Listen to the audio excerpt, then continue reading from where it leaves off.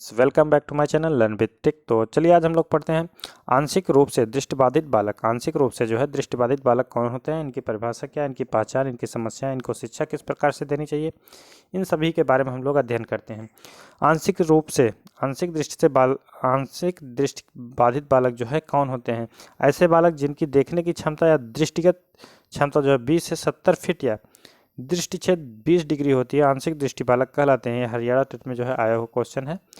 दृष्टिहीन बालक, ऐसे बालक जिनको देखने की क्षमता जो है 20 से या 200 या उससे कम होती है, तो वो जो है दृष्टिहीन बालक कहलाए जाते हैं। इनकी पहचान, सिर दर्द की शिकायत होती है और आंखें बंद कर लेते हैं। इनकी जिस प्रमुख समस्या है, इनको सिर दर्द होता है और आंखें जो है अपनी बंद कर लेते हैं। बार बार पलक झपकाते हैं। जो दृष्टिबाधित बालक हैं उनकी पलकें जो है बार बार आंखें बंद होती हैं, खुलती हैं। एक आंख बंद करके सिर ऊपर उठाते हैं। ये जो है दृष्टिबाधित बालक की पहचान होती है। आगे देखते हैं, आंख को मलते रहते हैं। आंखों की पलक छोटी व आंखें लाल होती हैं। प्रकाश के प्रति संवेदनशील रहता है बालक। प्रकाश के प्रति जो है संवेदनशील होता है। आंखों से पानी बहता रहता है। श्यामपट्ट पर लिखी चीजें को उठ उठ कर वह देखता है।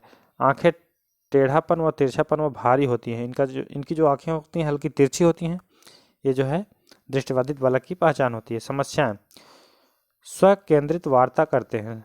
ये जो है स्व केंद्रित वार्ता करते हैं। समप्रत्यय दृष्टि से सामान्य बच्चों से पीछे रहते हैं। जो दृष्टिबाधित बालक हैं अन्य सामान्य बच्चों के पीछे पीछे रहते हैं। वातावरण के साथ समायोजन में कठिनाई होती है इनको।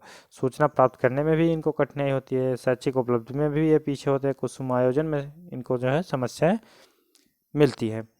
तो ये बच्चे जो है सैंपल पे लिखी चीज़ों को जो है शुद्ध शुद्ध देख नहीं पाते हैं। तो इनकी शिक्षा जो है, दृष्टिबाधित बालकों के लिए जो है शिक्षा की व्यवस्था अलग से सरकार ने की है। ब्रेल लिपि का प्रयोग करके इनको शिक्षा दी जाती है। ब्रेल लिपि में जो है बड़े बड़े अक्षर लिखे जाते हैं, तो बच्चे उसको जो है छू कर जो है महसूस करके उसका अध्ययन करते हैं कि ये चीज़ें लिखी गई हैं।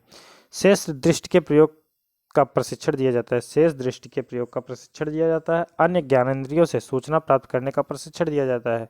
जैसे हम छू कर, आँख से देखते नहीं तो उसको छू कर जो है बताया जाता है, जिससे उनको यह प्रशिक्षण दिया जाता है, ये चीज़ें हैं। बड़े अक्षरों में मुद्रित सामग्री उपलब्ध कराया जाता है। आवर्धक, जैसे कम देखने वाले बच्चे भी जो है बड़ा अक्षर रहेगा तो उसको आसानी से जो है देख सकेंगे। आवर्धक लेंसों का प्रयोग को प्रोत्साहित किया जाता है। इनके शिक्षण में शिक्षण सहायक उपकरणों जैसे लेंस वाले चश्मे, दृष्टि यंत्रों, आकृतियों, दृष्टि कैमरा, चलायमान टेलीस्कोप, अक्षर चित्रों का जो है बड़ा प्रदर्शित करने वाले यंत्रों का जो है प्रयोग किया जाता है। ये सीटेट में आया हुआ क्वेश्चन है। विशेष प्रशिक्षित अध्यापकों की नियुक्ति की जाए। इनके लिए जो बहुत विशेष प्रकार के शिक्षक होते हैं, मतलब जिनको जो है ये अनुभव होता है कि दृष्टिबाधित बालकों को किस प्रकार से पढ़ाया जाना चाहिए। कक्षा में पर्याप्त प्रकाश होना चाहिए। फर्नीचर आदि सुविधानुसार उनके होना चाहिए। विशेष कक्षा की व्यवस्था होनी चाहिए। वस्तुओं के आकार बोध हेतु स्पर्श कराया जाए और लंबाई चौड़ाई मोटाई का ज्ञान स्पर्श द्वारा ही उनको बताया जाए। वस्तु को निरीक्षण व अवलोकन का प्राप्त अवसर जो है उनको प्रदान किया जाए। तो इसके साथ साथ हम अगला देखते हैं, श्रवण बाधित बालक कौन होते हैं? ऐसे बालक जिनको सुनने में कठिनाई का सामना करना पड़ता है, वे श्रवण बाधित बालक होते हैं। इनकी पहचान, व्यवहार में एकाग्रता की कमी होती है इनके। अध्यापक के ओठों की गतिविधि व हाव भाव पर ध्यान केंद्रित करना, गतिविधियों और कार्यों के प्रति अधिक सजग होते हैं। सिर घुमाकर या एक ओर झुक कर सुनने का प्रयास करते हैं। इनको जो है सुनना, कान जो है थोड़ा टेढ़ा करके, सिर टेढ़ा करके सुनते हैं कि हाँ इनको शुद्ध सुनाई दे। इससे पता चलता है कि ये श्रवण बाधित बालक हैं। ध्वनि स्रोतों की पहचान, कठिनाई, ध्वनि के कुछ स्रोत हैं, जैसे ध्वनि आती है तो इनको जो है पहचानने में कठिनाई होती है। म को र को ल समझ लेते हैं। अधिक धीरे या तेज बोलना, भाषा विकास की समस्या होती है। उच्चारण में जो है इनको कठिनाई होती है। वर्गीकरण इसका किस प्रकार किया जाता है, इसको देखते हैं। श्रवण बाधितता के प्रकार, डेसिबल और बाधित प्रतिशत। कम बाधित प्रतिशत जो है इनको 35 से 54 डेसिबल तक जो है ध्वनि प्राप्त होनी चाहिए और 40% ये जो है बाधित होते हैं। मंद बाधित बालक जो है इनको 56 से 69 होता है डेसिबल तक ध्वनि का स्तर। और गंभीर बाधित बालक 70 से 89 और पूर्ण गहन बाधित बालक जो है 90 से 100 डेसिबल तक होता है। ये 100% बाधित बालक होते हैं।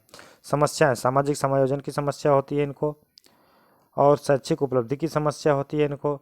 बौद्धिक क्षमता की कमी होती है। भाषा एवं वाणी का विकास जो है इनको नहीं होता है। वातावरण में समायोजन की जो है समस्या होती है। इनकी जो शिक्षा होती है वो किस प्रकार दी जाती है? सांकेतिक भाषा में इनको शिक्षा प्रदान की जाती है। शिक्षण तकनीक जैसे आकृति मॉडल, कंप्यूटर, श्रवण यंत्र, ध्वनि प्रवर्धक यंत्रों आदि की सहायता से जो है इनको शिक्षा प्रदान की जाती है। पृथक कक्षाओं की व्यवस्था की जाती है। विशेष प्रशिक्षण दिया जाता है। प्रशिक्षित अध्यापकों को नियुक्त किया जाता है इनके प्रशिक्षण के लिए।